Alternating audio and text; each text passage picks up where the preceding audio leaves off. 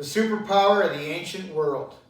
Started as a city-state, expanded through the Italian peninsula, across to Sicily, into Spain, northern Africa, into the Middle East, took Greece, crossed to Macedonia, conquered every portion of the civilized world at the time. How did it do this? Its effectiveness in battle and the innovations that it brought to the battlefield.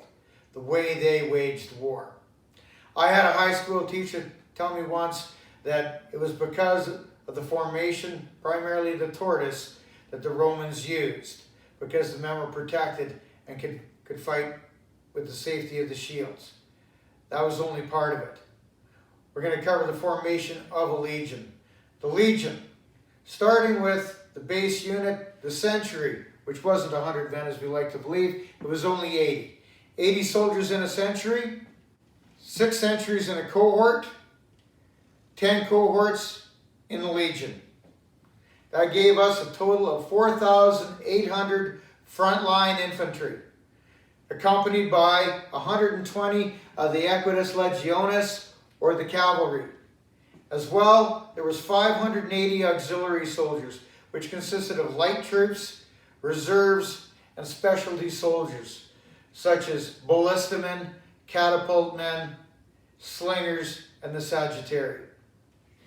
These are the components that added to the effectiveness of the Romans on the battlefield.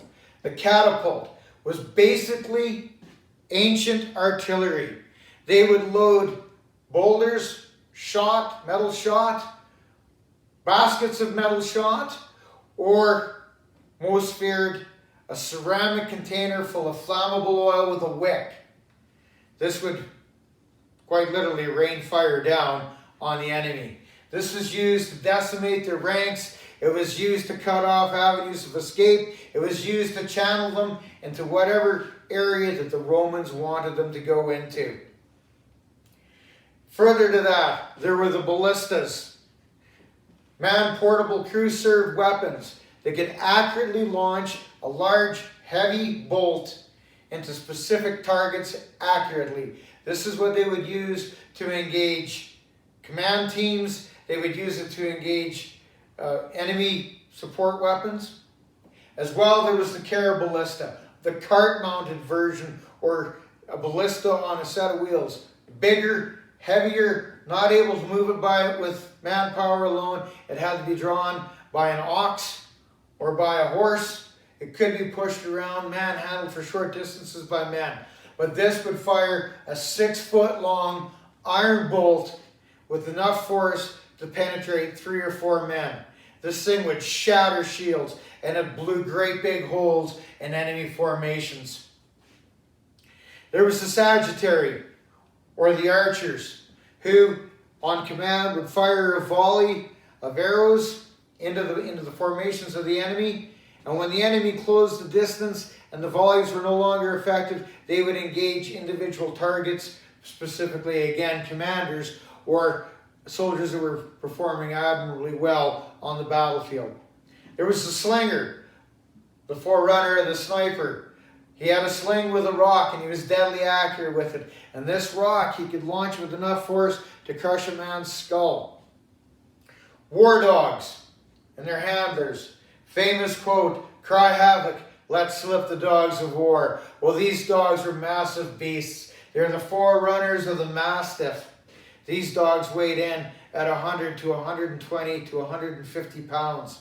They were big, strong, muscular, trained by one man and loyal to one man, trained not to attack anyone wearing a Roman uniform when anyone else would not be so fortunate.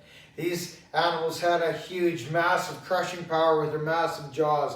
They were strong and muscular, and if they weren't dangerous enough, the Romans would strap a harness to them and add blades, razor-sharp blades. And as they ran and careened through the ranks of the infantry and under the horses' bellies, cutting their legs, creating more havoc and more damage.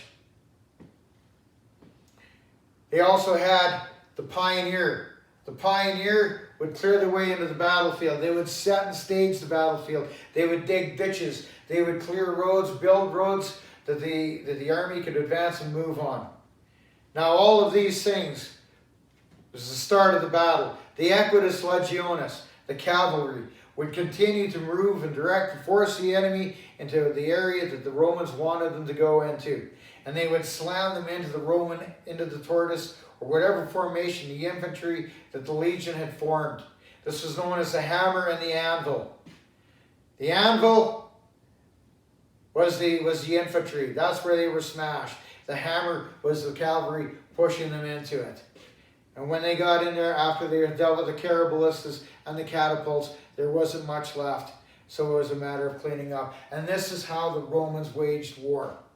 This is what they did on the battlefield. But following them on the battlefield, more importantly, or as important, was the support element, the tail that followed the teeth. Okay, in that tail, there was a supply. Soldiers break things, weapons break, they need to be replaced or they need to be fixed. So the Romans brought with them armorers, they brought blacksmiths, they brought farriers, they brought carpenters, they brought engineers. Most importantly, the two most important were the cooks and the surgeons.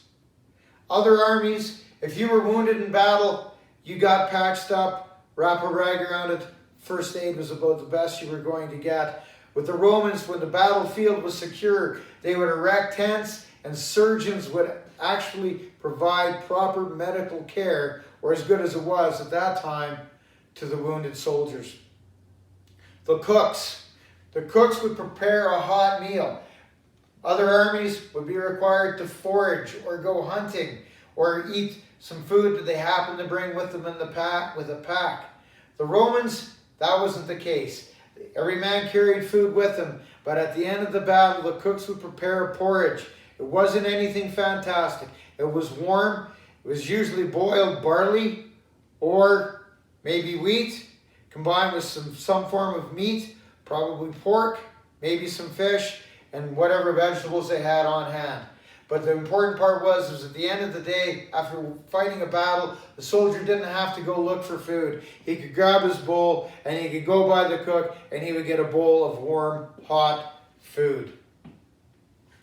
Now, the other thing that the Romans did, they brought with them hunters who would continue to bring in fresh meat and supplies to feed their massive armies. They would they would set up and establish, along with the engineers, building roads, corduroy roads, bridges.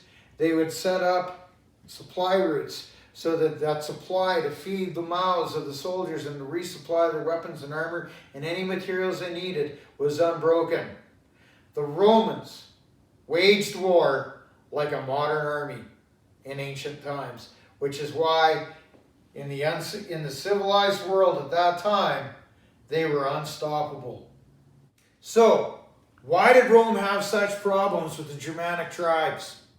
Why was it the Teutons, the Cimbri, the Suebi, the Frisians, the Cheskri, and the Marcomanni give them such issues? Why did they have such disasters like the Battle of the Teutoburg Forest? Why could they not conquer these savage tribes to the north? We'll talk about that in another video.